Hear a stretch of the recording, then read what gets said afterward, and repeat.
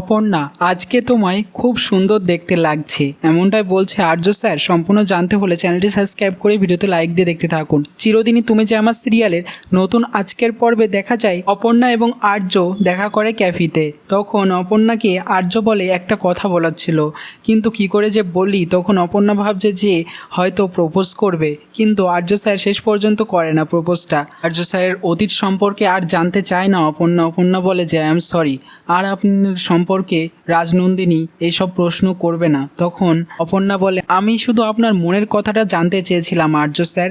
এরপর দেখা যায় অপর্ণা রাজনন্দিনীর শাড়িকে হু হু করে বাড়িয়ে দেয় তার সেল, এবং সবার হাতে হাতে রাজনন্দিনী শাড়ি। অপর্ণার সঙ্গে আবারও দেখা করতে চায় আর্য স্যার, রাজনন্দিনী শাড়িটা উপহার দেবে বলে। তারপর ক্যাফিতে আগে থেকে হাজির আর্য স্যার।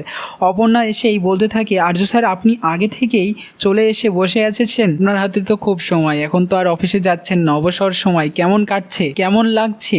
তখন আর্য স্যার বলে তোমাকে তো খুব সুন্দর লাগছে, খুব ভালো লাগছে আজকে দেখতে। তখন অপর্ণা বলে আমাকে নয়, নিজের যে এত সময় কাটাচ্ছেন অফিসে না গিয়ে কেমন লাগছে সেটা। তখন আর্য স্যার বলে হ্যাঁ, বেশ ভালোই লাগছে অবসর সময়টা। এই বলে আর্য চোখে কিছু একটা ঢুকে যায়। তারপর আর্য সেটার পিছনে থাকলে অপর্ণা আর্য স্যারের মাথার উপরে একটা ময়ূরের পাখনা দেখে সেটা নিয়ে হাতে তাকিয়ে থাকে এক দৃষ্টিতে আর্যর দিকে। আর্য অপর্ণার দিকে তাকায় রোমান্টিকভাবে। কেমন লাগলো আজকের পর্বটা কমেন্টসে জানিয়ে এখনই সাবস্ক্রাইব করে নাও আমাদের ইউটিউব চ্যানেল। ধন্যবাদ সবাইকে।